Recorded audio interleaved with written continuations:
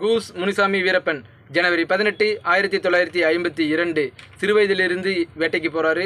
அது மட்டும் இல்லாமல் எவ்வாறு அவருடைய வாழ்க்கை பயணங்கள் போகுது என்று G5 தமிழ் ஒரு டாக்குமெண்ட்ரி சீரீஸாக ரெடி பண்ணியிருக்கிறது.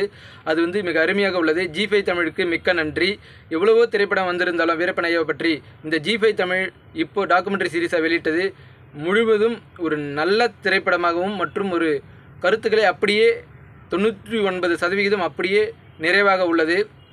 அது மட்டும் இல்லாமல் நான் சிறுவயதிலிருந்தே சந்தனக்காடு என்ற ஒரு தொடர் பார்த்திருப்பேன். அதில் ஒரு கதாபாத்திரத்திற்கு வீரப்பன் ஐயாவுடைய ஒரு கதாபாத்திரத்துக்கு ஒரு நபரை தேர்ந்தெடுக்கப்பட்டு அதற்கு ஏற்றவாறு அதை அமைத்திருப்பாங்க.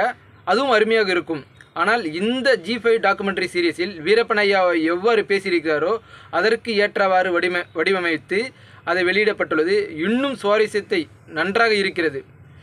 வீரப்பன் ஐயாவை பற்றி பேச வேண்டுமென்றால் மிக நிறைய கருத்து இருக்குதுன்னு முன்பே சொல்லியிருந்தேன். அதுபோல் அவர் சந்தையில் ஒரு காவல் அதிகாரி பெயரை போட்டு டே ஆடு திருடி அப்படின்னு போட்டு அந்த காவல் அதிகாரி பெயர் சொல்ல விரும்பவில்லை. போட்டுட்டு நீ இந்த இடத்திற்கு வா அப்படின்னு சொல்லிட்டு அங்கே ஒரு தாக்குதல் நடத்துவார். அது சரியா தவறா என்பதை நீங்களே கருத்து பெட்டியில் தெரிவிக்கவும். இரண்டாவது மக்களை வீரப்பன் ஐயாவை பிடிக்கணும்னு சொல்லிட்டு அதிரடி படைகள்லாம் பெண்கள் மீது மிக மிக ஒரு எப்படி சொல்கிறதுனா பாலியல் வன்புணர்வு நிறைய தாக்குதல் நடத்தினாங்க, அட்டூழியம் பண்ணாங்க. அது யாருமே இங்கே தமிழ்நாட்டில் பேசவே இல்லை. யாருமே பேசலை. இப்போ வரைக்கும் தெரியாது. இப்போ இந்த வீரப்பன் படம் எவ்வாறு வீரப்பன் ஐயா படம் வெளிவர அப்போ தான் அனைவருக்கும் புரிகிறது. இவ்வளோ பெரிய கொடுமைகள் எல்லாம் நடந்தது. இது இப்போ வாச்சாத்தி கொடுமைகள் பார்த்துருப்பீங்க, நிறைய இப்போ பார்த்துருப்பீங்க. இப்போ தான் தெரிய வருது.